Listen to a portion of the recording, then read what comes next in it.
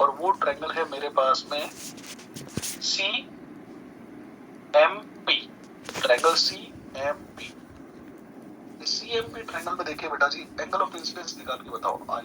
तो मैंने क्या कहा कि जो भी आई है एंगल जो है ना वो अपन tan थीटा मानेंगे, और tan थीटा क्या होता है, परपेंडिकुलर अपॉन बेस। तो इसका परपेंडिकुलर क्या हो जाएगी, इसकी हाइट क्या हो जाएगी, जरा देखो MP, और बेस क्या हो जाएगा CP। देखो ये इक्वेशन समझ में आ गया बेटा सबको? ओके। दूसरा आप एक काम करिए, ट्रायंगल ले लीजिए MFP। MFP अगर मैं MFP ट्रायंगल में देखता हूँ तो अब एंगल कितना है, आई है कि 2i है, 2i। और फिर से ये अगर इसको अपन tan थीटा मान लेते हैं, क्योंकि कोई भी एंगल होगा वो फिर क्या माना जाएगा, tan थीटा। तो अगर एंगल tan थीटा है तो ये 2i क्या बन जाएगा, परपेंडिकुलर अपॉन बेस। बोलिए क्या बनेगा, MP अपॉन FP। ठीक है, तो दिस इज इक्वेशन नंबर 2। और अब आप एक काम करिए, 2 में 1 से डिवाइड कर दीजिए, 2 डिवाइडेड बाई 1 या 1 डिवाइडेड बाई 2 कर दो, सबसे बेस्ट। ठीक है, तो मैंने 1 डिवाइडेड बाई 2 कर दिया। अब मैं 1 में 2 का डिवाइड करूंगा तो ये 1/2 बन जाएगा, FP by CP। क्या पॉइंट क्लियर हुआ? Let us say this is equation number 3. From here, what you find is FP is equal to, है ना, half of CP। ये समझ में आया? अब एक चीज मैं आपको बता देता हूँ, जो भी ये जिस तरह का मैंने कॉनकेव मिरर लिया है, कॉनकेव मिरर लिया है, इस कॉनकेव मिरर की रेडियस क्या है, R, और इसका फोकल लेंथ कितना है, F।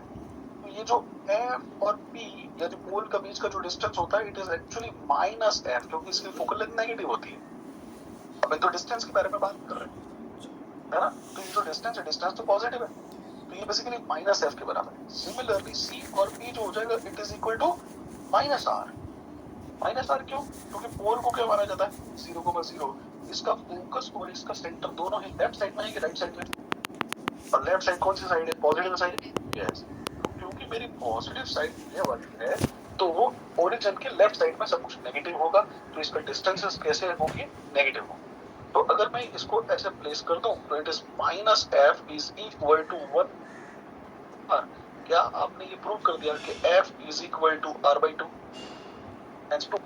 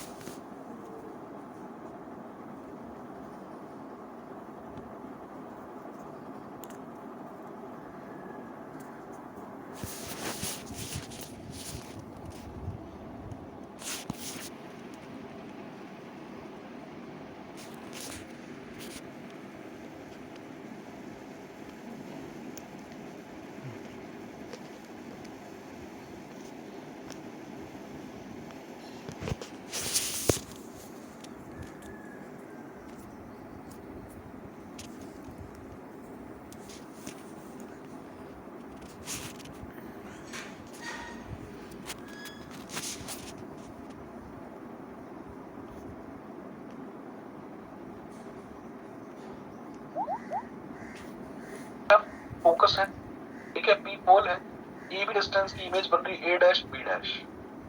ये सबको समझ में आ गया? अच्छा, ग्रीन कलर वाली रे सेंटर से पास होती है और सेंटर से पास होने वाली रे रिट्रेस हो जाती है।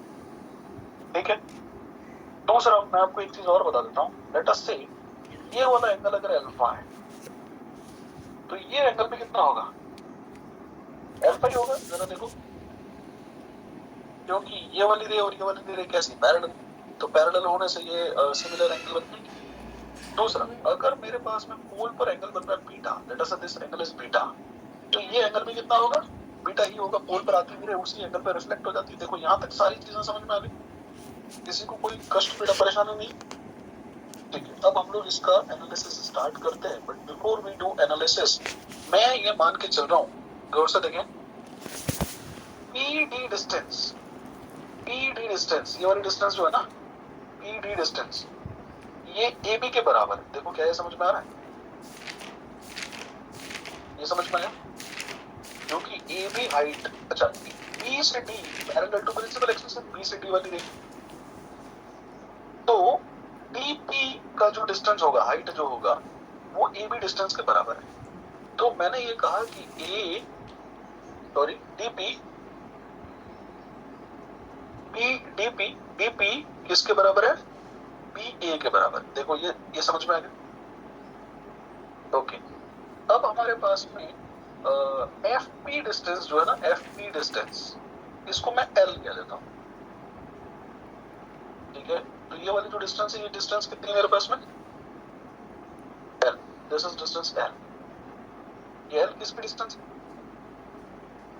एफ पी की डिस्टेंस है।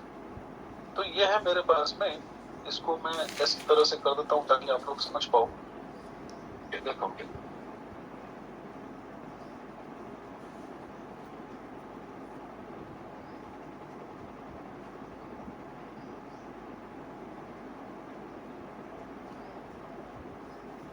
लेट मी से, ये वाली जो डिस्टेंस है, ये किस किस के बीच का डिस्टेंस है? ऑब्जेक्ट और ऑब्जेक्ट की पोल से डिस्टेंस। इसको मैं x1 कह देता हूं। ठीक है, ये है इमेज की किससे डिस्टेंस है? पोल से। लेट मी से दिस इज x2। बोल सकता हूं? ठीक है, और फोकल लेंथ को मैंने कह दिया l। फोकल लेंथ क्या है मेरे पास में? l। तो ये है focal length, this is l। मैं जानबूझ करके u v और f नहीं रख रहा हूं, क्योंकि u v और f में साइन ध्यान रखना पड़ता है। अभी के लिए मैंने सिर्फ डिस्टेंसेस लेकर के रखी हुई है। यहां तक बात सबको समझ में आ गई?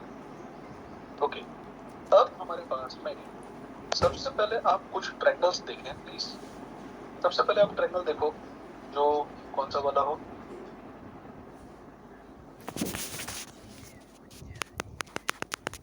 सबसे पहले आप ट्रायंगल देखिए। ट्रायंगल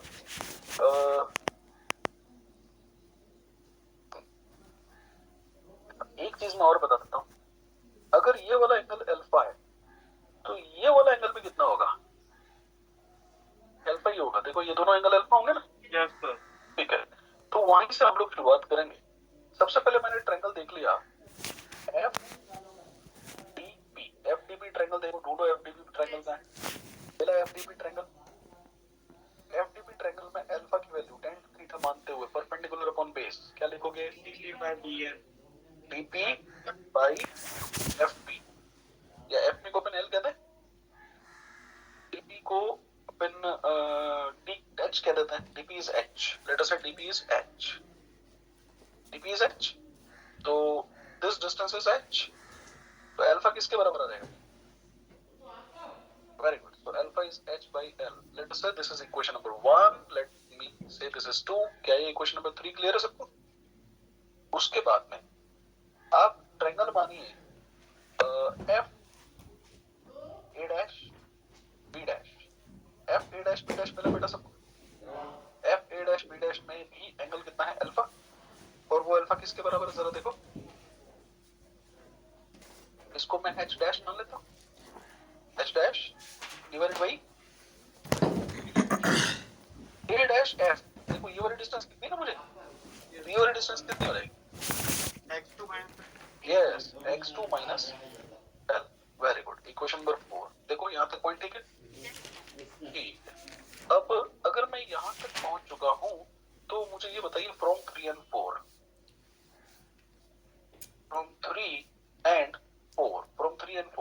अगर मैं डिवाइड, अच्छा मैं इक्वल कर सकता हूं, ये दोनों बराबर है।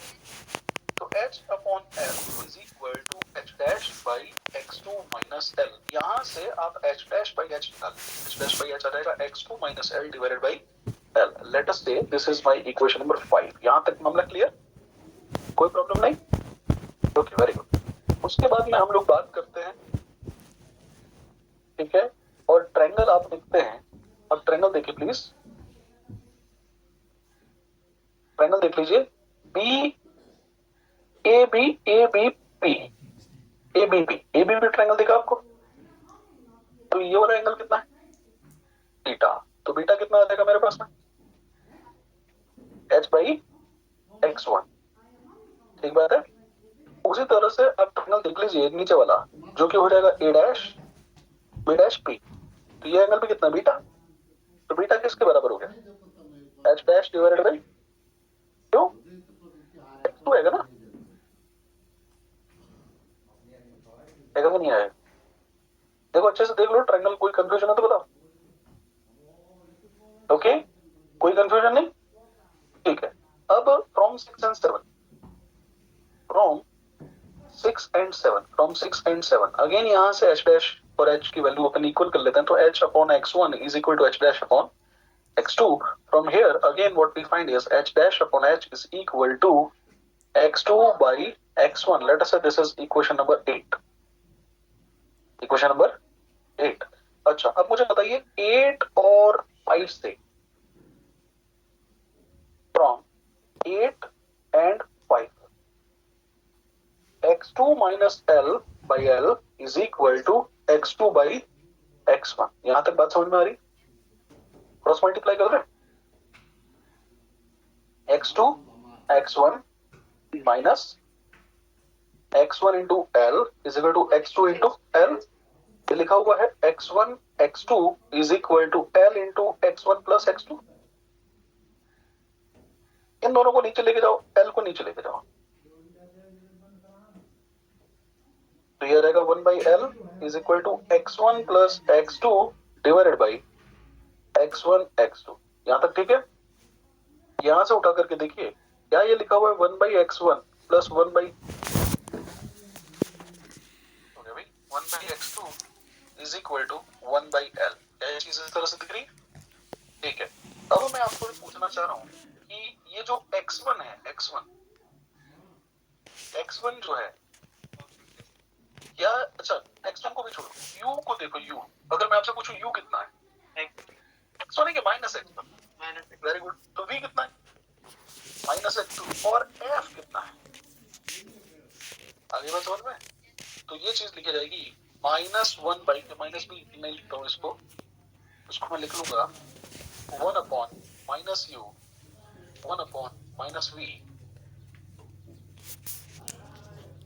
1 अपॉन माइनस f. यहां से देखिए जरा, क्या ये आ गया 1 by v plus 1 by u is equal to 1 by f. Hence proof, this is the answer. यहां तक क्लियर है? ये होता है मेरा फॉर्मूला. उसके बाद में हमारे पास में जो सेकंड फॉर्मूला आता है वो है आपका कर्व्ड सरफेस का फॉर्मूला. कर्व्ड सरफेस का फॉर्मूला याद आ रहा है?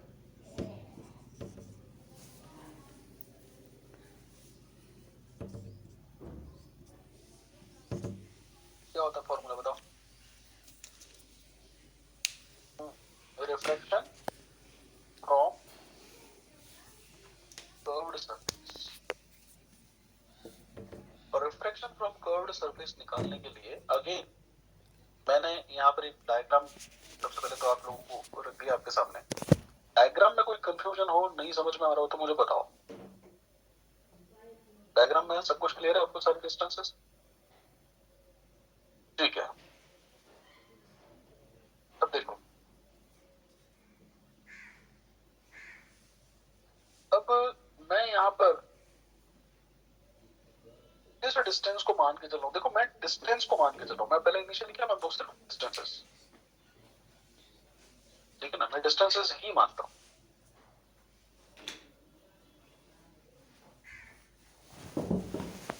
सबसे पहले ये वाली डिस्टेंस को मैं मान लेता हूँ x1. ये वाली डिस्टेंस क्या है मेरे पास में? x1. ये वाली जो डिस्टेंस है, इस डिस्टेंस को मैंने मान लिया x2. और ये वाली जो डिस्टेंस है, इस डिस्टेंस को मैंने मान लिया l. l क्यों मानूं? d मानता हूं इस बार. Late us say this is d. Distances मान सकता हूं, कोई दिक्कत नहीं है. अच्छा, ऑब्जेक्ट कहां है? आपको ऑब्जेक्ट दिखाई दे रहा है? ऑब्जेक्ट दिखाई दे रहा है? ये नॉर्मल होगा, ये समझ में आ रहा है? देखो इधर देखो, ये कर्व्ड सरफेस है, कर्व्ड सरफेस की रेडियस r है, यहां से इंसिडेंट रे आती है, ये मेरे पास में सेंटर से पास होने वाला नॉर्मल है. क्योंकि हम लोग रेयरर से डेंसर में जा रहे हैं, तो जाना था जापान, लेकिन ये टुवर्ड्स द नॉर्मल बैंड हो जाएगी. ठीक है, और ये कहां जाकर के मिलेगी? आई पर, है ना. और मुझे ये पूरा का पूरा प्रोसेस निकालना है, आई कहाँ है और ये सारी चीजें कहाँ. देखो, सबसे पहले तो डायग्राम समझ लो. इस डायग्राम में सारी चीजें क्लियर हो रही है आपको? किसी भी तरह का कोई मिसकंफ्यूजन तो नहीं है? तो मैंने कहा कि ये मेरे पास में रेयरर मीडियम है, और रेयरर मीडियम में रिफ्रैक्टिव इंडेक्स कितना है? n1. और फिर मेरे पास में एक डेंसर मीडियम है, और डेंसर मीडियम में रिफ्रैक्टिव इंडेक्स कितना मेरे पास में? n2. थैंक यू भैया. ठीक है, अब अपन कुछ इंफॉर्मेशन मुझे आपसे चाहिए। सबसे पहले इस हाइट को मैं h मान लेता हूँ। NP हाइट को मैंने क्या मान लिया, h। ठीक है, सबसे पहले मुझे बताइए, ट्रायंगल ले लो आप, और ट्रायंगल ले लो ONP। ONP ट्रायंगल आपको दिखाई दे रहा है। ONP ट्रायंगल में अल्फा बताओ, अल्फा कितना आएगा, h by x1। Late us say this is okay.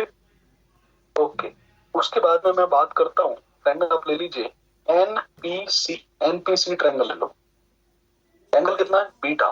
Beta कितना है, h by t। t is the distance, जो इसकी रेडियस ऑफ कर्वेचर बाद में बनेगी, एट द एंड हम लोग उसको रिप्लेस कर देंगे। ठीक है, उसके बाद में हम लोग ट्रायंगल देख लेते हैं। ट्रायंगल कितना है मेरे पास में, NPI। NPI ट्रायंगल चेक करो, गामा दिख रहा है, h बाई x2। ये तीनों चीजें आपको समझ में आ गई। अच्छा, अब आप ट्रायंगल चेक करो NCI। NCI NCI, ठीक है, तो ट्रायंगल NCI अब गौर से देखिएगा बेटा। Yes, beta is equal to gamma plus R. It clearly indicates R is equal to beta minus gamma. ये पॉइंट समझ में आया? ओके, अब आप एक काम करिए, ट्रायंगल चेक करिए OCN। OCN चेक करो, OCN दोनों इंटरनल एंगल्स का सम एक्सटर्नल एंगल्स के सम के बराबर है। Pi is equal to alpha plus beta. ये पॉइंट नंबर 5 आपको समझ में आ गया। अब आप अप्लाई कर दीजिए Snell's law. Applying Snell's law at point n, n point n, n point पर अगर अपन Snell's law लगा देते हैं तो मुझे बताओ क्या आने वाला है। U1 नहीं है, N1 है, तो यह है N1 sin I is equal to N2 sin R। देखो क्या ये पॉइंट समझ में आया। अब मैंने कहा कि all angles are small, और अगर सारे के सारे एंगल स्मॉल है into I is equal to N2 into R। Yes और नो? ठीक है, अब अगर मेरे पास में ये सिचुएशन है तो N1 I की जगह पर मैं क्या लिखूं, अल्फा प्लस बीटा, और N2 into R की जगह पर मैं क्या लिखूं, बीटा माइनस गामा। अब आप एक काम करिए, ऊपर अल्फा बीटा गामा इस तरह वैल्यू इसके अंदर डाल करके इसको सॉल्व करके बता सकते हैं कितना आएगा, बताइए प्लीज।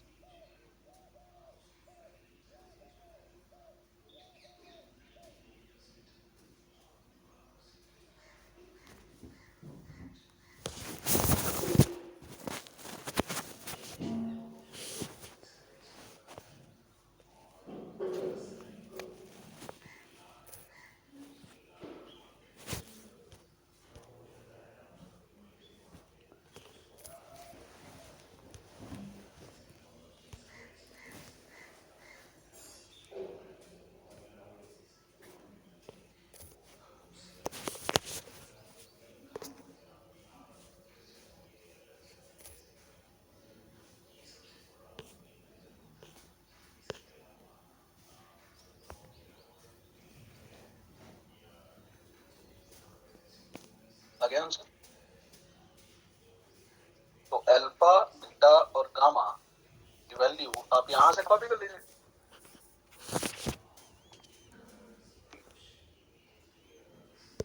चलिए देखिए मैं कैसे कर रहा हूँ।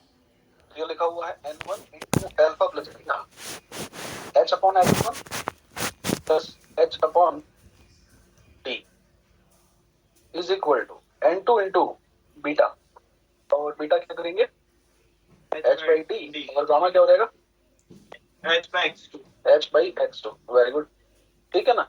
अच्छा, H कॉमन आके उड़ाओ, तो H कॉमन लेकर के मैंने निपटा ही दिया। तो ये लिखा हुआ है N1 by X1 plus N1 by D, N2 by D minus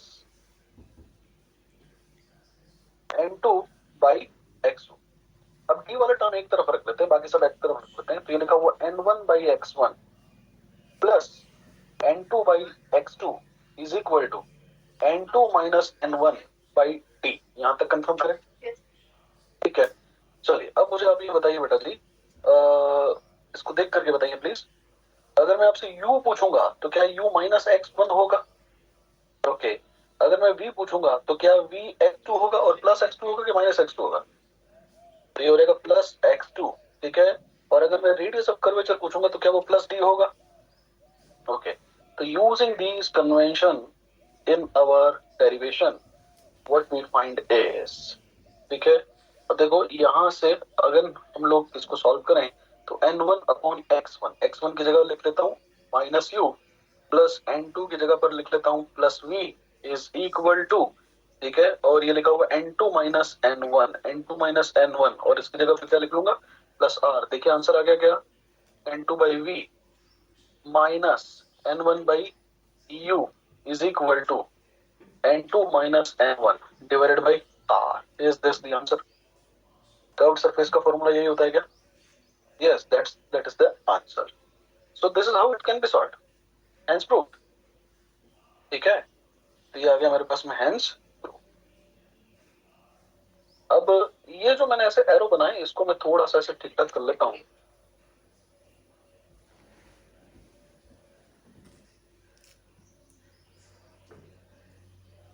ठीक है, सिमिलरली ऊपर भी मैंने एक ऐसा सांप बना दिया है, इसको हटा देना चाहिए।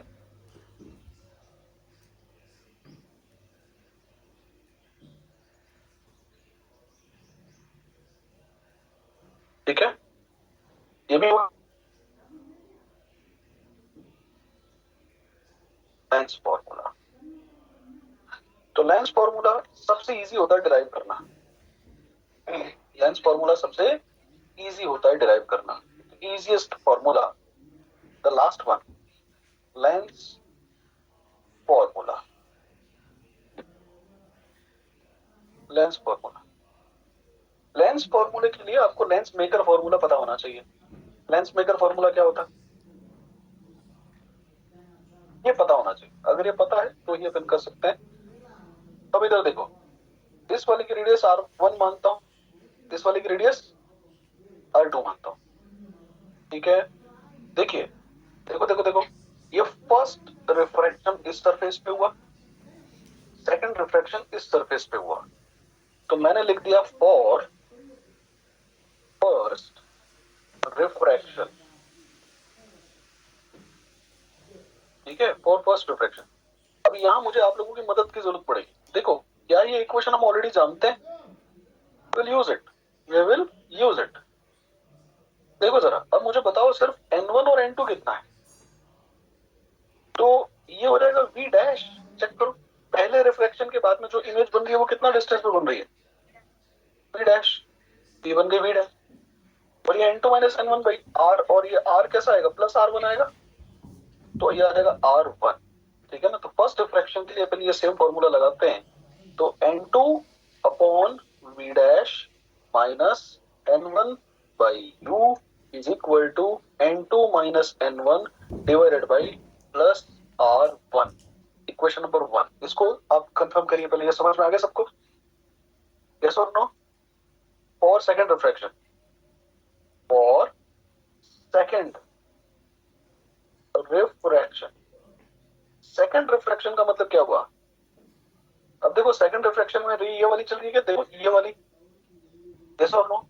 तो सेकंड रिफ्रैक्शन में जो फर्स्ट मीडियम हो गया वो ये वाला हो जाएगा, और सेकंड मीडियम हो जाएगा ये वाला, ठीक है। तो फर्स्ट मीडियम और सेकंड मीडियम अपन ये थोड़ा सा ध्यान से लिखेंगे, फर्स्ट मीडियम कौन सा होता है, सेकंड मीडियम कौन सा होता है, ठीक है। तो रे जहां चल रही होती है उसको अपन यू वाला मीडियम लिखते हैं। दूसरा एक पॉइंट, जो फर्स्ट वाले का इमेज है वो सेकंड वाले के लिए ऑब्जेक्ट का काम करेगा, तो ये हो जाएगा मेरे पास में n1 by v minus n2 by v dash is equal to n1 minus n2 upon r2, और r2 का रेडियस कैसा है, प्लस r या माइनस r, माइनस r2, ठीक है। इसको आप मुझे बताइए समझ में आया कि नहीं आया? देखो सुनो सुनो सुनो सुनो, सब लोग मेरी तरफ ध्यान दो। पहले वाला रिफ्रैक्शन, बेटा इधर ध्यान दो, लिखना बाद में। पहले वाले रिफ्रैक्शन के लिए यहां रे आई, तुमने इस सरफेस को गिना, और ये यहाँ चली गई, तो ये वाला जो होता है ना, ये सेकंड माना जाएगा और ये वाला जो होगा ये फर्स्ट माना जाएगा। पहले तो देखो, इसको समझो और ये वाली इक्वेशन समझो। क्या ये समझ में आया? यस और नो? ठीक है। अब हम लोग चलते हैं सेकंड वाले रिफ्रैक्शन में। देखो, सेकंड वाले रिफ्रैक्शन में अपन ये वाली सरफेस लेंगे, ये फर्स्ट मीडियम माना जाएगा और ये सेकंड मीडियम माना जाएगा। This is second medium and this is first medium. First medium वो है जिसमें से रे ट्रेवल कर रही थी, तो जो N2 है ना, उसको मैं N1 की जगह पे लिखूंगा, और जो N1 हो गया, सेकंड हो गया, उसको मैं N2 की जगह पे लिखूंगा। ये समझ में आया? Now try to understand this equation. ये समझ में आया? इसलिए कंफ्यूज नहीं हो जाना कि हाँ ये N1 और N2 आपने बदल कैसे दिया। फर्स्ट मीडियम, सेकंड मीडियम, यहां तक सब चीजें क्लियर हो गई बेटा? ठीक है। अब अगर मैं इन दोनों ही इक्वेशंस को ऐड कर दूं, then it will be magic, there will be magic. Let us say equation number 1 plus equation number 2. देखो जरा, अगर मैं इन दोनों इक्वेशंस को ऐड कर दूं तो एक टर्म कैंसिल हो रहा है। खुशपाल कौन सा बता? याद नहीं? याद करके बता कौन सा कैंसिल हो रहा है।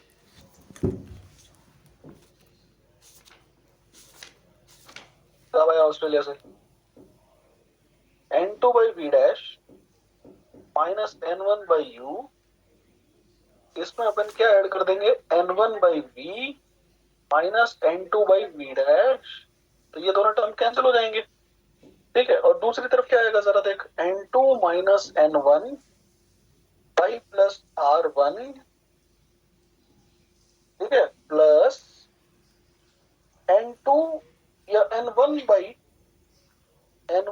N2 divided by minus R2। ये समझ में आया? तो ये लिखा गया है, N1 कॉमन ले लेता हूं, 1 by V minus 1 by U। ये समझ में आया? और दूसरी तरफ N2 माइनस N1 कॉमन ले लो, ये आ जाएगा 1 by R1 plus 1 by R2। ठीक है, और इसमें आप डिवाइड कर दीजिए, 1 by V minus 1 by U is equal to N2 divided by N1 minus 1 into 1 by R1 plus 1 by R2। और ये चीज क्या होती है बोलो? लेंस मेकर फॉर्मूला से क्या बन जाता है? फोकल लेंथ बनती है ना, तो ये क्या बन जाएगी बेटा? 1 by V plus 1 by U is equal to 1 by M। इसी तरह से हम लोगों के ये चारों डेरिवेशंस हो गए complete. This is the answer. ध्यान में रखिएगा, ये बोर्ड में इस तरह के क्वेश्चंस आ जाते हैं, है ना? मिस कर गया था ना मैं, तो हो गए, कंप्लीट हो गए। देखिए, ये सारे डेरिवेशन समझ में आ गए सभी बच्चों को? वेरी। लास्ट वाला देखना है कि लिखना है?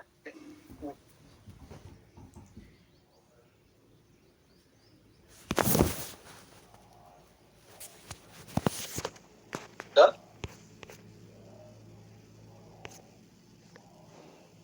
के साथ में आपका ये वाला टॉपिक तो हो गया खत्म। फर्स्ट लेक्चर अपन खत्म कर चुके थे, सेकंड लेक्चर पर अपन चल रहे थे, है ना? YDAC मैंने स्ट्रेट स्टार्ट कर दिया था। ठीक है, अब अपन बात कर रहे थे लोकेशन। अच्छा देखो, सबसे पहले पाथ डिफरेंस ये याद आ गया था आपको, delta X is equal to dy by dt। Okay, phase difference क्या है मेरे पास में? फेज डिफरेंस d phi, ये किसके बराबर हो जाएगा? देखो, फेज डिफरेंस मैंने कैसे निकाला वो आप लोग याद कर लो, या फिर एक काम करो, आप लोग अभी तक जो भी हम लोगों ने ये पढ़ा था, ये सारा डेरिवेशन आप लोग एक बार देख लो, तब तक मैं अटेंडेंस ले लेता हूँ। ठीक है, रिकॉल कर लो, एक एक लाइन पढ़ लो, किसी में कंफ्यूजन हो तो मुझे बताओ।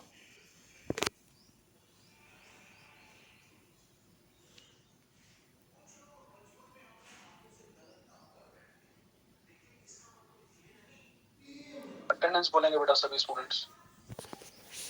आदित्य नायक, वैभव मकवाना, कोमल कुमारी, प्रेजेंट सर।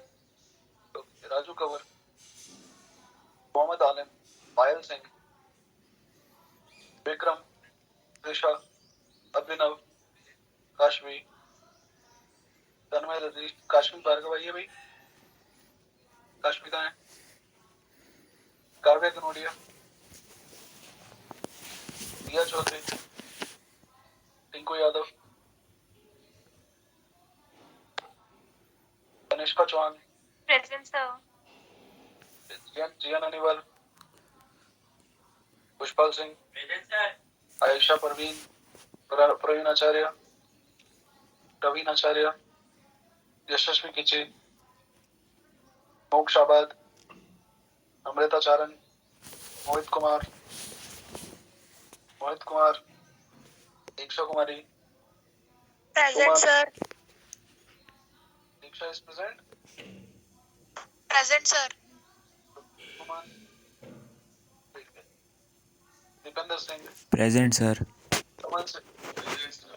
कमल सिंह, रवीना विश्नोई, रोहित कुमार जीना, गरिमा सिन्हा, खुशी सोलंकी, बेतुशी, गोपाल चौधरी, करण, अशोक चौधरी, तमन्ना सिसोदिया, तुषार, प्रेजेंट सर।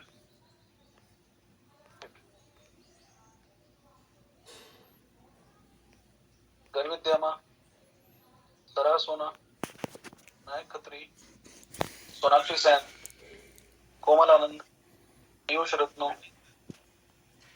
कोमल प्रजापति, भावना विश्नोई, आस्था शर्मा, Present, sir. हिमांशु जोशी, कनिष्क, रुद्राक्ष, तरुण चौधरी, रोशनी, काश्मी त्यागी, हिमांशी कल्ला, जानवी रेड्डी, शौर्य, संदीप, लावण्य, लकी, नेहा अमरीन। आगे भी नाम सबके।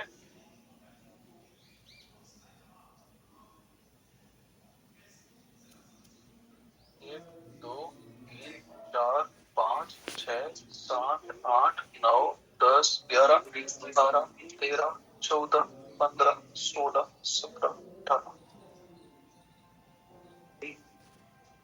19, 20, 21, 22, 23, 24, 25, 26, 27, 28, 29, 30, 31, 32, 33, 36, 37, 38, 40 absolute.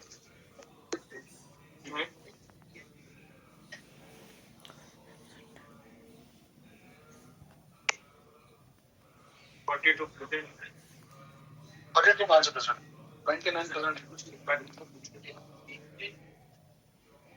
अपना हेडेक नहीं, एक भी बच्चा आएगा तो पढ़ाना है ना, और वैसे ही पढ़ाना है जैसे पूरी क्लास आ रही।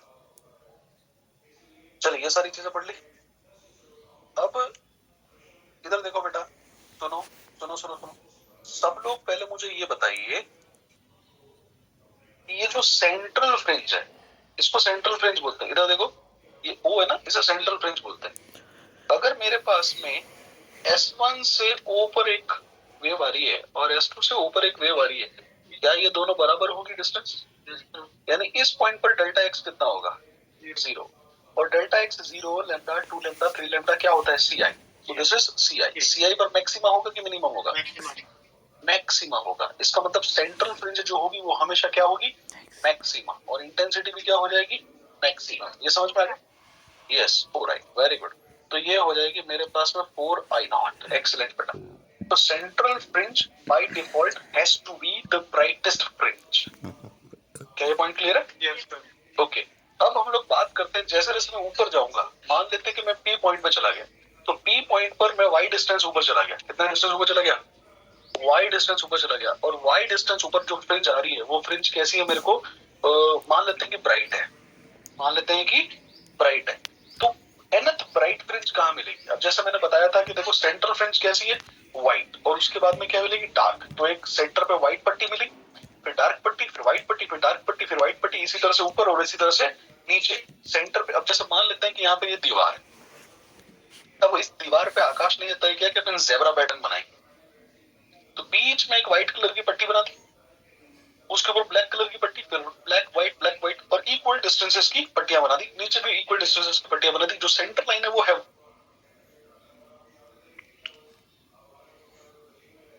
सेंटर को गिनते हुए पहली, दूसरी, तीसरी, चौथी, पांचवी, सेंटर यानी 0। फिर पहली पट्टी कहां मिली? थोड़ा ऊपर, फिर दूसरी पट्टी और ऊपर। nth व्हाइट पट्टी कहाँ मिलेगी उसको हम कैलकुलेट करना चाह रहे हैं। nth व्हाइट फ्रिंज कहाँ मिलेगी, तो व्हाइट फ्रिंज जहां पर भी मिलेगी वहां पर व्हाइट जो डेल्टा एक्स है वो क्या होना चाहिए, डेल्टा एक्स जीरो हो जाएगा। तब तो फिर कैसे मिलेगा, जीरो तो एक ही जगह पर होगा ना, जीरो हर जगह नहीं हो सकता। डेल्टा एक्स जो हो जाएगा ये एन लैम्डा होगा, तभी तो सीआई होगा।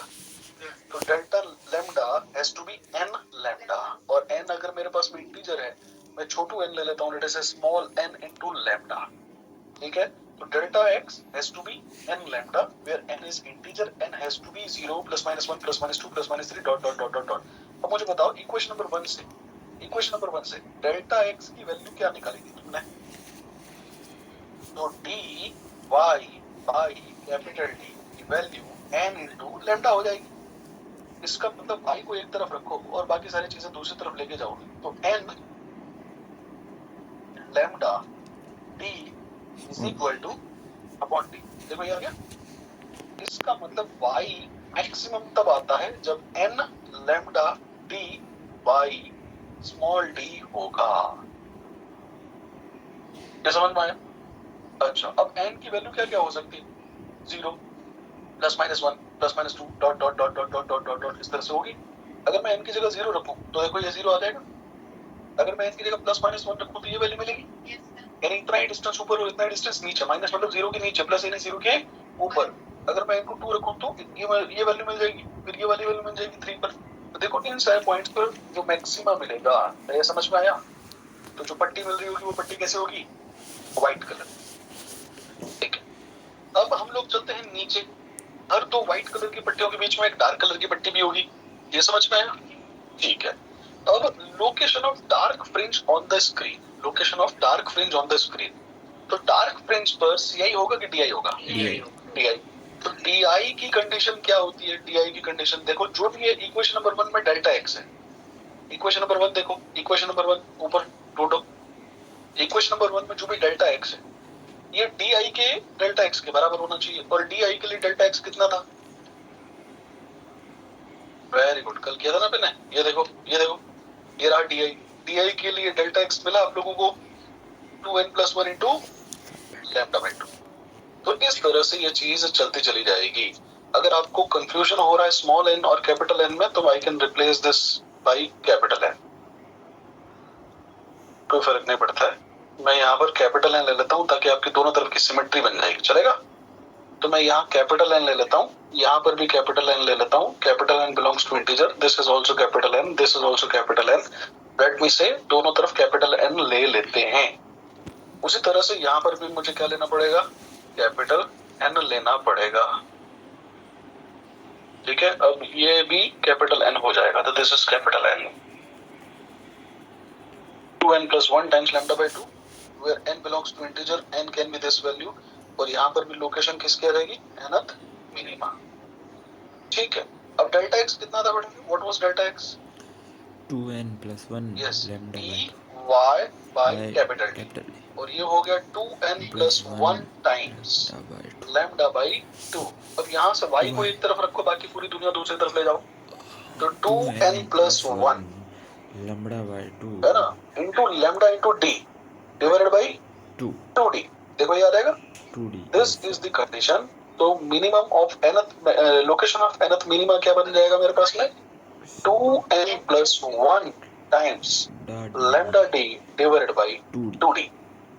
अब n की वैल्यू 0 हो सकती है, अब n की वैल्यू 0 रखेंगे तो ये आंसर आ जाएगा, है ना, क्योंकि प्लस 1 अच्छा n की वैल्यू 0 रखोगे तो क्या मिलेगा, ये लैम्डा d बाई d। अगर मैं n की वैल्यू -1 रखूं तो ये तो देखो प्लस वाला भी मिल जाएगा, माइनस वाला भी मिल जाएगा, ये समझ में आया? अब एक काम करो, n की जगह 1 रखो, तो ये मिलेगा, ठीक है, और n की जगह -2 रखो, तो देखो plus minus lambda d by 2 the n की किसी न किसी वैल्यू के लिए। उसी तरह से -3 लैम्डा बाई 2d n की किसी न किसी वैल्यू के लिए, ये समझ में आया? यानी आपने ये देखा कि जो भी y होता है इट इज ऑड मल्टीपल और लैम्डा d बाई 2d, यहां तक कंफर्म करो। लैम्डा डी बाई 2d का ऑड मल्टीपल मिलेगा, और यहां क्या मिल रहा है, even multiple of lambda D by 2d है sir. Lambda D by 2d का इवन मल्टीपल है। अगर मैं इसका इवन मल्टीपल करता हूं तो 2 4 6 8, अगर मैंने इसको 2 से मल्टीप्लाई किया तो फर्स्ट आ गया, 4 से मल्टीप्लाई किया तो सेकंड मिल गया, थर्ड से 6 से मल्टीप्लाई किया तो ये मिल गया। ये समझ पाए? तो इवन मल्टीपल किस में मिलते हैं, मैक्सिमा पे, और ऑड मल्टीपल किस में मिलते हैं, मिनिमम पे। ये समझ में आया? ठीक है। अब इधर देखिए, हम लोगों ने जो भी इंटेंसिटी ली है उसमें हम लोग एक ही सोर्स से डिवाइड कर रहे हैं। अगर एक सोर्स थी उसकी इंटेंसिटी आई थी, है ना, तो इन दोनों की इंटेंसिटीज I1 और I2 जो हो जाएगी, क्या वो इक्वल हो जाएगी? लेट अस से इफ दिस इज इक्वल, मान लेते हैं कि 2 I0 थी, तो जो I1 हो जाएगा आधी इंटेंसिटी इधर जाएगी, I2 जो हो जाएगी उसकी आधी इंटेंसिटी इधर जाएगी। ऐसा बोल सकते हैं? तो मुझे S0 की इंटेंसिटी में कोई इंटरेस्ट नहीं है, क्योंकि मैं S1 और S2 सोर्स एक ही सोर्स से बना रहा हूं, तो इसकी इंटेंसिटी भी I0 है और इसकी इंटेंसिटी भी I0 है, यानी कि हमारे दोनों सोर्सेस आइडेंटिकल हैं। अगर दोनों सोर्सेस आइडेंटिकल हैं तो इक्वल इंटेंसिटी है, यस और नो? अच्छा, अब इक्वल इंटेंसिटी का केस हम लोगों ने कल पढ़ा था। देखो जरा इक्वल इंटेंसिटी कहां पर थी, ये देखो इक्वेशन नंबर 3b पढ़िए, 3b पढ़िए। देखो जरा इक्वेशन नंबर 3b मिला, तो अगर इसकी इंटेंसिटी बराबर है तो रिजल्टेंट इंटेंसिटी कितनी होती है, 4I0 cos square pi by 2। Very good. अब यही चीज अपन यहाँ आ जाते हैं। तो मैंने कहा रिजल्टेंट इंटेंसिटी का फॉर्मूला देखो, यही फॉर्मूला होगा, ये समझ में आया? Okay, this is 4I0 cos square pi by 2। अब हमारा सवाल ये, फाई कैसे लेकर के आओगे? देखो फाई, आप एक काम करो, अब इक्वेशन नंबर 2 पकड़िए। इक्वेशन नंबर 2 मिली, इसको लिख लो, फाई की वैल्यू लिख लो, कॉपी में लिख लो, कहीं पे रफ कॉपी में, 2 पाई dy बाई लैम्डा टी मिली। अब इसका पाई बाई 2 कर दो, पाई बाई 2 कितना आएगा, पाई dy बाई लैम्डा डी, उसको यहाँ पे रख दो, ठीक है? तो आंसर आ जाएगा 4I0 cos square pi dy lambda D, by lambda D, lambda into बड़ा डी। देखो ये सही लिखा है मैंने, एक बार कंफर्म कर लो, pi dy upon lambda D. देखो, इज इट ओके? तो this is how it is written, ठीक है ना? तो मेरे नोमेनक्लेचर में नंबर कहाँ तक पहुंच गए थे वो मैं कर लेता हूँ। इक्वेशन 1 हो गया, इक्वेशन 2 हो गया, ये मेरा इक्वेशन 3 हो गया। इस इक्वेशन को मैं इक्वेशन नंबर 4 कह दूंगा, ठीक है? इस इक्वेशन को मैं इक्वेशन नंबर 5 कह दूंगा। यहां तक बात समझ में आई? ओके, अब मेरी बात और अच्छे से गौर से सुनिएगा। अपने वो दीवार पर ज़ेब्रा पैटर्न इमेजिन किया था, उसमें एक छोटा सा करेक्शन करते हैं। मैंने क्या कहा था, सेंट्रल फ्रिंज कैसी है, व्हाइट, फिर उसके ऊपर कैसी पट्टी है, ब्लैक, फिर व्हाइट, फिर ब्लैक, फिर व्हाइट, फिर ब्लैक, यही बोला था मैंने। उसको थोड़ा सा चेंज करते हैं, है ना? ये सिर्फ आपको समझाने के लिए बोला था। एक्चुअल पैटर्न कैसा बनता है? एक्चुअल पैटर्न बनता है व्हाइट की जगह ब्राइट, व्हाइट की जगह bright, bright black, bright black, bright black, ऊपर भी और नीचे भी bright black, bright black, bright black. अब ये ब्राइट ब्लैक क्या है? What is white and black we understand, but what is this bright and black? अब देखो, सुनो सुनिए, सुनो सुनो सुनो, यहां से जो वेवलेंथ आ रही है ना, हम लोग लाइट कैसे यूज कर रहे हैं पता है? ये जो लाइट है, ये कैसी लाइट है? यस, ये जो लाइट हम यूज कर रहे हैं, this is monochromatic light. Monochromatic light. और मोनोक्रोमेटिक, मोनो मतलब सिंगल, क्रोम यानी कलर, कलर दिया जाता है वेवलेंथ से, सिंगल वेवलेंथ की लेंथ है, यानी इसको व्हाइट लाइट नहीं बोलेंगे। यहाँ एक फिक्स्ड लैम्डा आ रहा है, या तो ये रेड कलर की लाइट है, या फिर ये येलो कलर की लाइट है, या फिर ये ग्रीन कलर की लाइट है। इसके अंदर एक ही कलर है, व्हाइट लाइट नहीं है। It is a wavelength of A, it is a light of a single wavelength. क्या है, सबको समझ में आ गया? तो यहाँ से जो वेवलेंथ आ रही है वो वेवलेंथ भी लैम्डा फिक्स्ड है, और वो एक सिंगल कलर की लाइट है। क्या ये समझ में आया?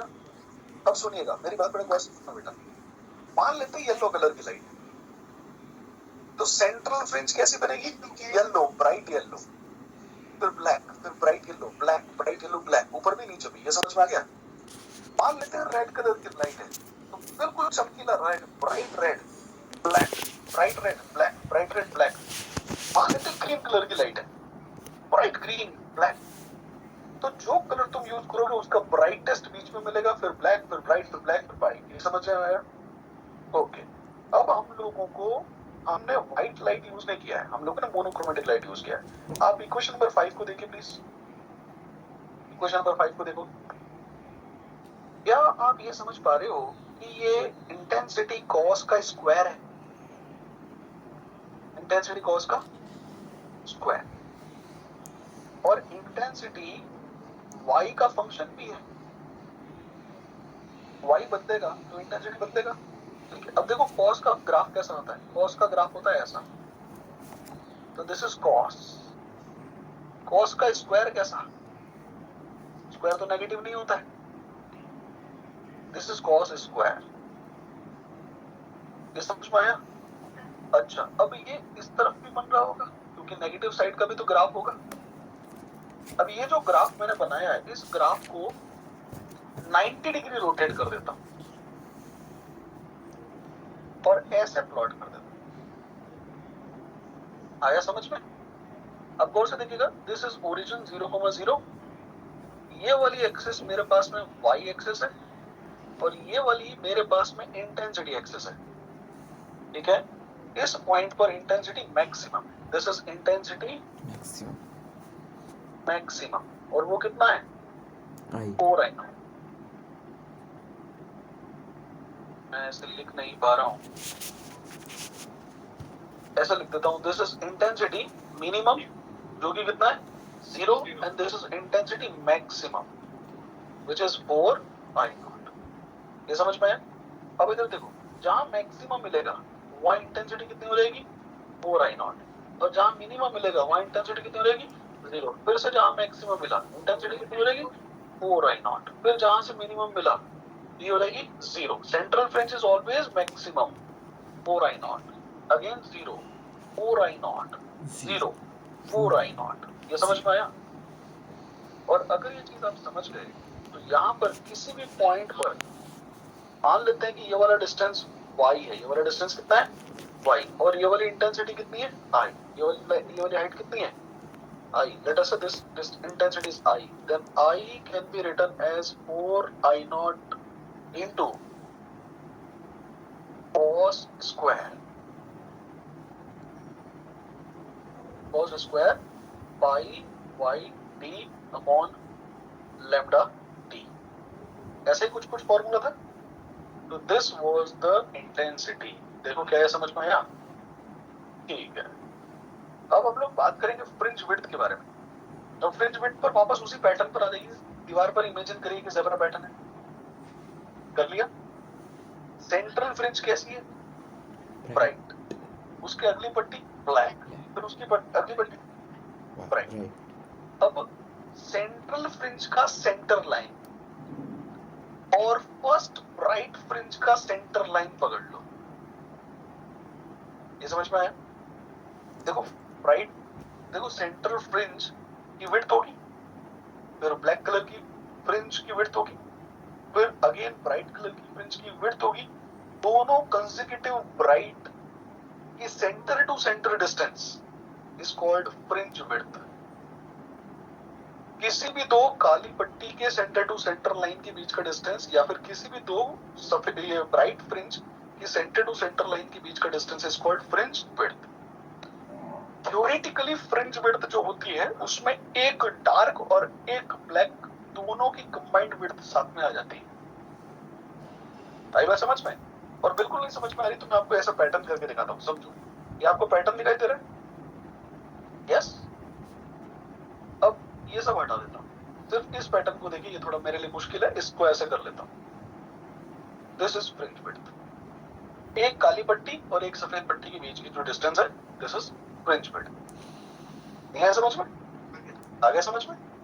आप इसको किसी भी दो मैक्सिमा के बीच का डिस्टेंस निकाल सकते हैं या फिर किसी भी दो मिनिमा के बीच का भी डिस्टेंस निकाल सकते हैं। तो मैं मान लेता हूं कि जो फ्रिंज विड्थ है बीटा वो n+1th मैक्सिमा और nth मैक्सिमा के बीच की डिस्टेंस है।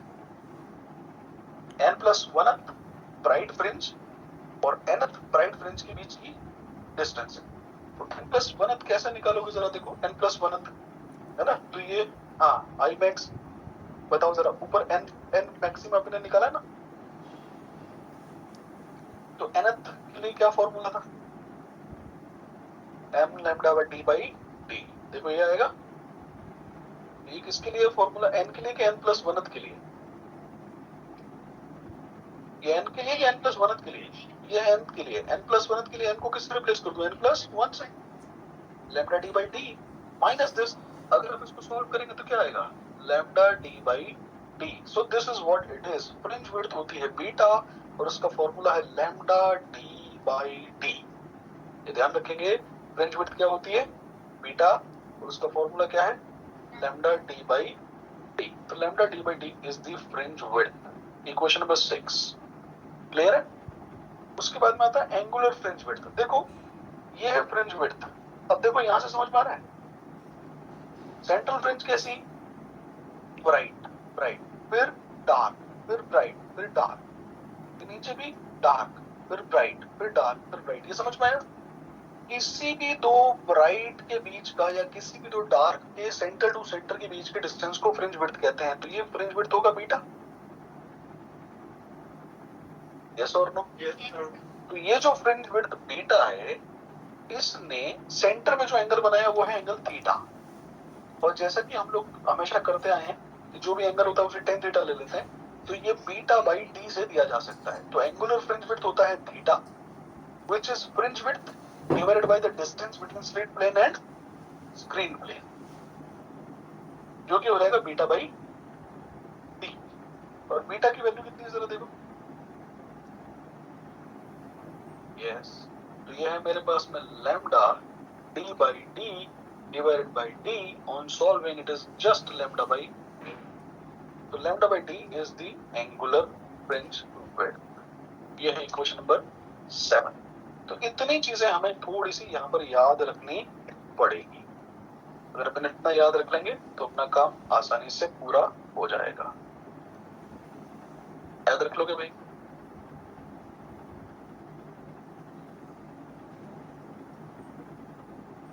एक बार घर पे जाकर के ये सारा का सारा अपने हाथ से डेराइव कर लेना, ताकि क्या है कि आपको थोड़ा सा अंडरस्टैंडिंग आ जाएगा। और बहुत ही सिंपल है ना। इस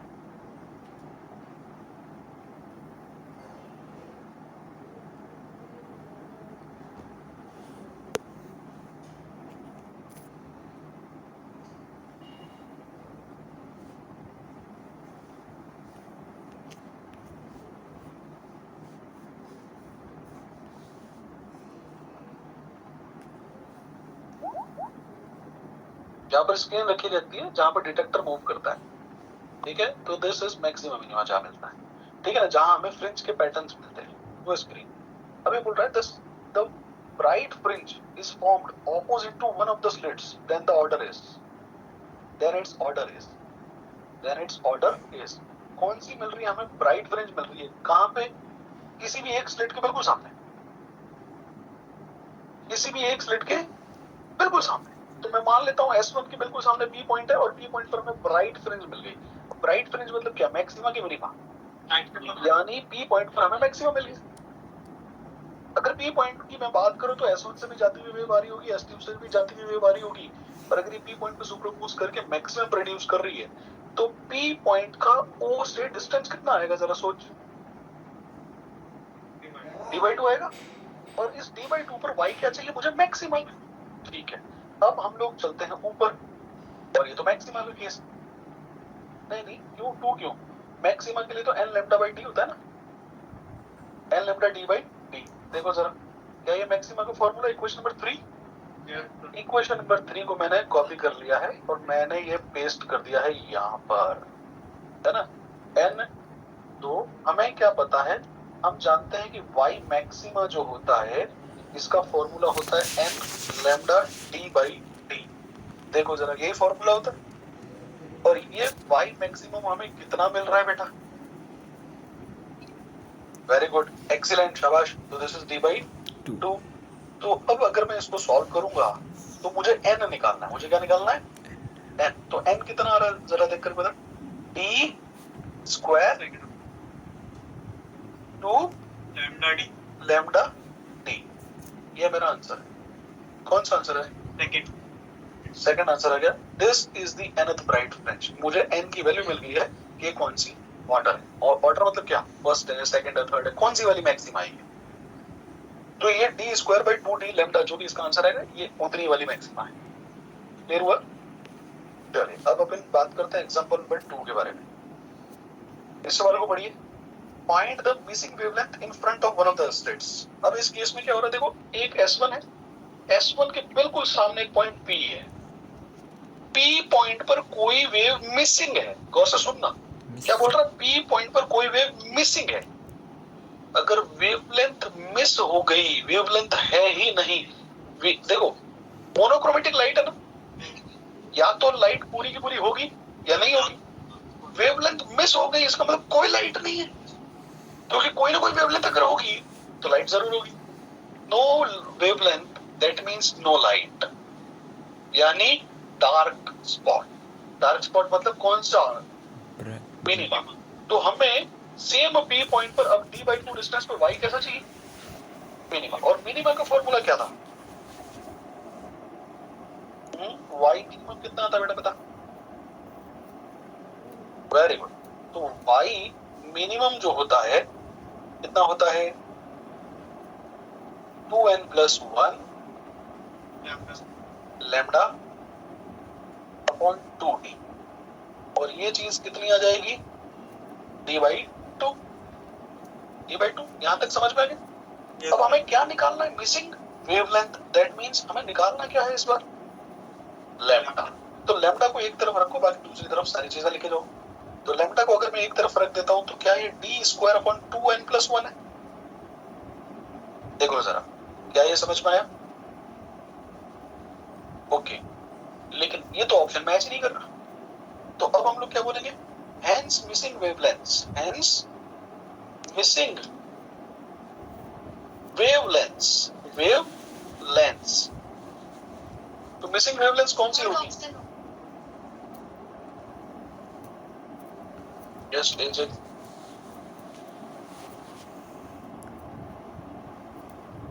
तो मिसिंग वेवलेंथ्स कौन सी होगी, पहले तो मुझे ये बताओ।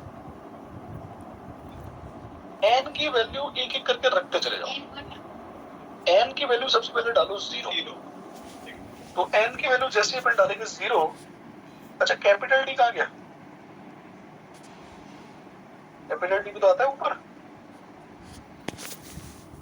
तो n की वैल्यू अगर मैं 0 डाल देता हूँ तो क्या ये d² / d आएगा? अच्छा, n की वैल्यू अपन 1 डाल देते हैं तो क्या ये d² / 3d है? n की वैल्यू मैं 2 डाल देता हूँ तो क्या ये d² / 5d है? क्या मैं n की वैल्यू 7d आएगा? Etcetera all this.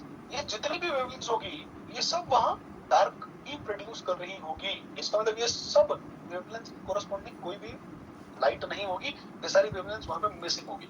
अगर ये मिसिंग वेवलेंथ है तो इनमें से कोई भी अगर ऑप्शन में दे रखा है तो वो मेरा आंसर है। थर्ड है ना, तो थर्ड ऑप्शन आ गया मेरे पास में इसका आंसर। ये समझ में आया बेटा सबको? ओके, अब हम लोग बात करेंगे इफेक्ट ऑफ YDAC। अब YDAC में हम लोग किन किन चीज का इफेक्ट पढ़ने वाले हैं, उसमें सबसे पहले मैं आपको बताता हूँ ऑप्टिकल पाथ डिफरेंस क्या होता है। लेट अस से ऑप्टिकल पाथ डिफरेंस क्या होता है। तो ऑप्टिकल पाथ डिफरेंस समझने के लिए सबसे पहले आप मुझे ये बताइए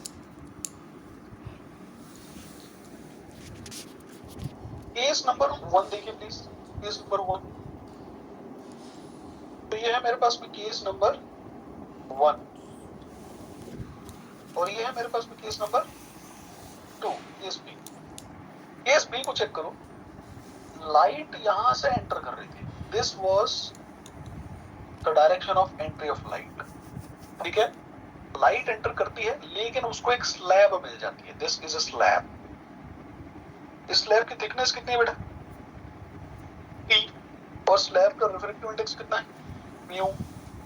स्लैब के अंदर स्पीड ऑफ लाइट स्लो हो जाती है, तो स्लैब के अंदर जो स्पीड ऑफ लाइट है वो v है और v c/μ हो जाएगा, इतना तो जानते हो, ठीक है। अब क्वेश्चन ये है कि a से b तक पहुंचने में कितना टाइम लगा, तो a से b तक पहुंचने में टाइम लगा dab, और टाइम क्या होता है, डिस्टेंस अपॉन वेलोसिटी होगी ना। तो डिस्टेंस कितना है t और वेलोसिटी कितना है v, और ये हो जाएगा t c/μ, यानी c/μ। तो क्या ये म्यू टी बाई v बन जाएगा, म्यू टी बाई सी बन जाएगा। तो this is mu T by C, this is equation number 1। ये समझ में आया। अब केस नंबर 2 ये है कि अगर स्लैब नहीं होती, अगर स्लैब नहीं होती तो इतने ही टाइम में स्पेस में ये लाइट कितना ट्रेवल कर जाती। तो मैंने कहा कि भैया देखो ए पॉइंट तो सेम है, बी पॉइंट थोड़ा आगे ले लेता हूं। तो मैंने कहा सुनो, मैंने कहा कि ये डिस्टेंस ट्रेवल कर जाती डी, डिस्टेंस कितना ट्रेवल कर जाती डी। अब क्योंकि ये स्लो डाउन नहीं हो रही तो स्पीड इसकी सी रहेगी, तो डिस्टेंस ट्रेवल्ड कितनी होगी, distance travelled, distance A B dash. अगर मैं डी लेता हूं डिस्टेंस, तो डिस्टेंस क्या होती है, c into t, speed into time, लेकिन टाइम कौन सा ले लूंगा, ए बी। देखो ये समझ में आया। तो ये मैंने ले लिया है c into mu T by c which is equal to mu into t. अब आप जानते हो कि रिफ्रैक्टिव इंडेक्स हमेशा 1 से ज्यादा होता है, दैट मीन्स डी की वैल्यू हमेशा टी से ज्यादा होगी, टी की वैल्यू हमेशा टी से ज्यादा होगी। यानी अगर मैं कोई स्लैब डाल दूंगा तो डिस्टेंस छोटी हो जाती है क्योंकि स्पीड कम हो जाती है। आप ऐसा समझो मैं 70 की स्पीड से जा रहा हूं, अगर सड़क स्मूथ होती तो आधे घंटे में मैं आगे चला जाता, लेकिन अगर सड़क में खड्डे आ गए, मुझे मेरी स्पीड कम करनी पड़ गई, तो उतने ही आधे घंटे में मैं थोड़ा कम डिस्टेंस ट्रेवल कर पाऊंगा ना, क्योंकि गाड़ी धीरे हो गई, तो गैप आ जाएगा, और उसी गैप को बोलते हैं ऑप्टिकल पाथ डिफरेंस, है ना। उसी गैप को बोलते हैं ऑप्टिकल पाथ डिफरेंस। अब मैं आपको समझाता हूं ऑप्टिकल पाथ डिफरेंस क्या है, let us try to understand. देखिएगा बेटा, ये पोजीशन सेम है, ये पोजीशन भी सेम है, और ये वाली पोजीशन आगे की पोजीशन। यहां तक कहानी समझ में आई आपको, ठीक है। तो इसको भी मैं इस तरह से डिस्ट्रैक्ट कर देता हूँ, डाइसेक्ट कर देता हूँ, सॉरी, ताकि जो है आपको समझ में आ जाए कि कहां पर क्या चलने वाला है। तो अब अगर मैं आपसे पूछूं ऑप्टिकल पाथ डिफरेंस कौन सा है, तो ऑप्टिकल पाथ डिफरेंस वो है कि भैया स्पेस में तुम आगे कितना चले गए। ये वाला जो है ना, दिस इज ओपीडी, ये समझ में आया, ऑप्टिकल पाथ डिफरेंस। और ऑप्टिकल पाथ डिफरेंस की वैल्यू कितनी आ रही है, कौन बताएगा मुझे, d1 आ रहेगा, और डी कितना, म्यू टी। तो this is mu into T minus T, mu minus 1 into T. देखिए यहां तक कंफर्म करिए, तो mu minus 1 into T is the optical path difference. यहां तक पॉइंट क्लियर है बेटा सबको, क्या समझ में आया। इससे आपको ये समझ में आ जाना चाहिए कि अगर स्लैब डाल देता हूं तो स्लैब के डालने से जो डेल्टा एक्स प्रोड्यूस होता है, अगर म्यू रिफ्रैक्टिव इंडेक्स का टी थिकनेस का स्लैब होगा तो वो पाथ डिफरेंस प्रोड्यूस करेगा म्यू माइनस 1 इंटू टी, या टी इंटू म्यू माइनस 1। ये पॉइंट सबको क्लियर है, ओके। अब हम लोग एक काम करते हैं, वाईडीएससी के एक्सपेरिमेंट में इस इंसर्शन का यूज करेंगे। गौर से सुनिएगा मैं क्या कहने वाला हूं। अगर मैं स्लैब नहीं डालता, अगर मैं स्लैब नहीं डालता, कोई स्लैब नहीं होती, तो सेंट्रल फ्रिंज कहां बन रही होती, यहां पर सेंट्रल ब्राइट फ्रिंज बनती। तो this is central right fringe. ऐसा इसलिए होता क्योंकि O पर S1 से भी वेव आती और O पर S2 से भी वेव आती। यहां से आती हुई वेव और यहां से आती हुई वेव के लिए पाथ डिफरेंस 0 होता। डेल्टा एक्स कितना होता? 0।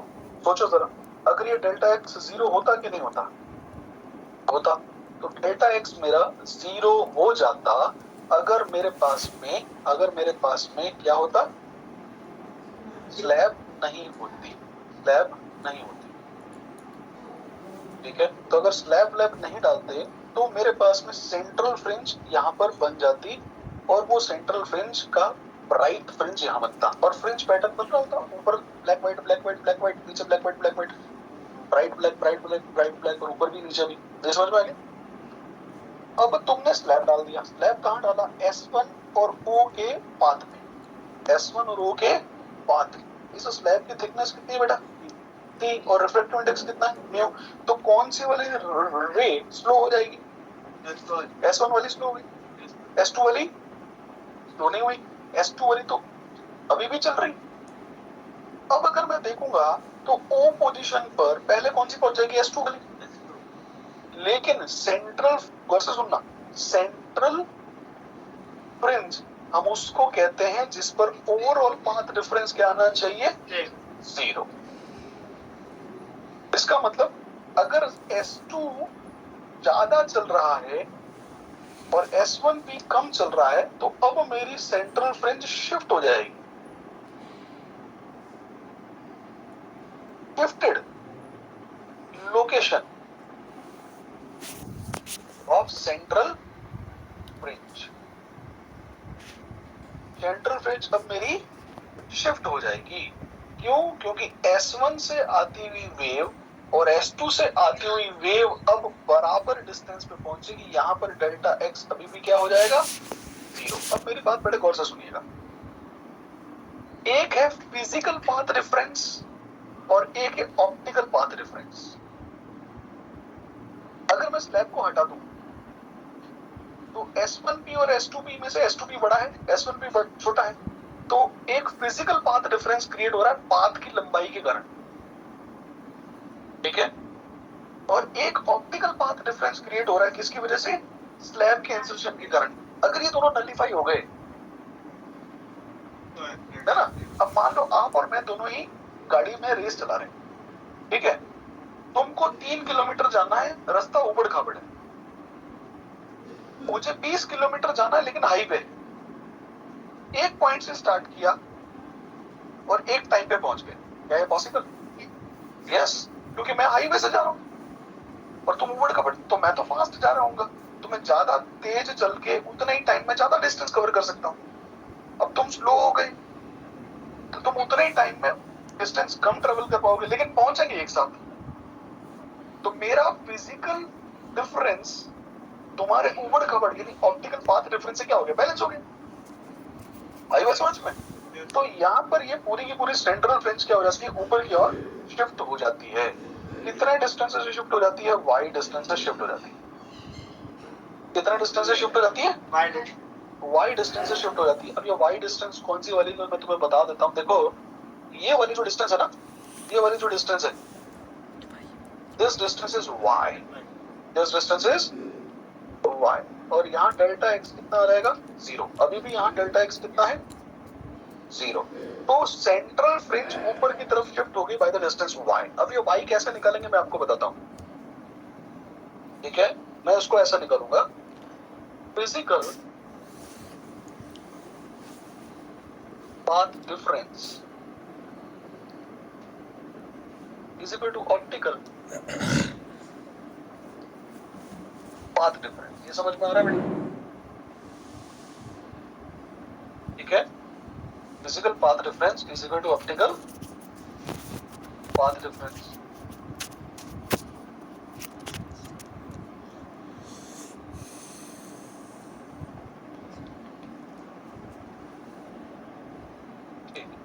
फिजिकल पाथ डिफरेंस कितना होता है हमने ऊपर निकाला है। देखो इक्वेशन नंबर 1, इक्वेशन नंबर 1 सबसे पहले इधर देखो बेटा, इक्वेशन नंबर 1 ये फिजिकल पाथ डिफरेंस ही होता है क्या?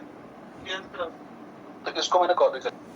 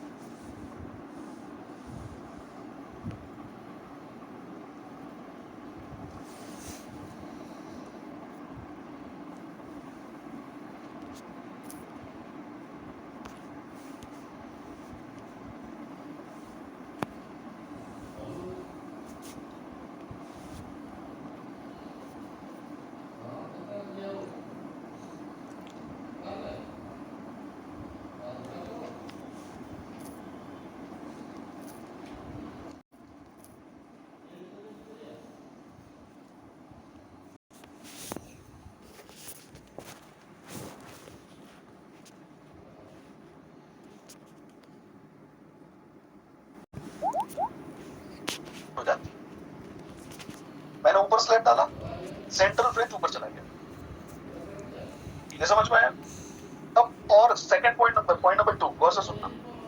अकेली स्टेट शिफ्ट नहीं हो सकती, यानी पूरा का पूरा पैटर्न शिफ्ट हो जाता है। आया बात समझ में? आप ऐसे समझिए कि ये आकाश में ये वाला जो है ना, ये सेंटर लाइन या ब्राइट फ्रिंज बननी है, ऊपर नीचे पैटर्न, नीचे ऊपर नीचे पैटर्न। अगर मैंने ऊपर स्लैब डाल दिया तो ये पूरा का पूरा पैटर्न ऊपर की तरफ शिफ्ट हो जाएगा। तो जो पैटर्न इधर था है ना, ब्लैक व्हाइट, वो पूरा का पूरा पैटर्न ऊपर शिफ्ट हो जाएगा। ये समझ में? तो पूरा फ्रिंज पैटर्न जो होता है ये या तो ऊपर शिफ्ट हो जाता है या फिर नीचे शिफ्ट हो जाता है, डिपेंड करता है कि किस तरफ तुमने स्लैब डाली। ये समझ में? Yes sir. अब मेरी बात बड़े गौर से सुनना। ऊपर की तरफ डाल देता हूँ μ1 T1 की स्लैब, नीचे की तरफ डाल देता हूँ μ2 T2 की स्लैब, तो अब कहाँ शिफ्ट होगा? यस, म्यू और टी का डिफरेंस। पहले वाले की वजह से शिफ्ट निकालो y1, दूसरे वाले की शिफ्ट निकालो y2। अब जो बड़ा होगा उस तरफ शिफ्ट कर देंगे, y2 माइनस y1 या फिर y1 माइनस y2। ये समझ में आया? Yes sir. अब मैंने कहा ऊपर भी एक स्लैब डाल दी, नीचे भी एक स्लैब डाल दी, फ्रिंज पैटर्न वैसा ही बन रहा है जैसे पहले बन रहा था। आइडेंटिकल है। तो ऊपर का शिफ्ट और नीचे का शिफ्ट क्या कर दोगे? कैंसल। μ-1 इंटू टी ऊपर वाले के लिए, μ-1 इंटू टी नीचे वाले के लिए। क्या पॉइंट समझ में? Yes sir. ठीक है, अपनी क्लास में टाइम हो गया, क्या बात कर? ऐसा कैसे हो सकता है? μ-1 into t optical path difference.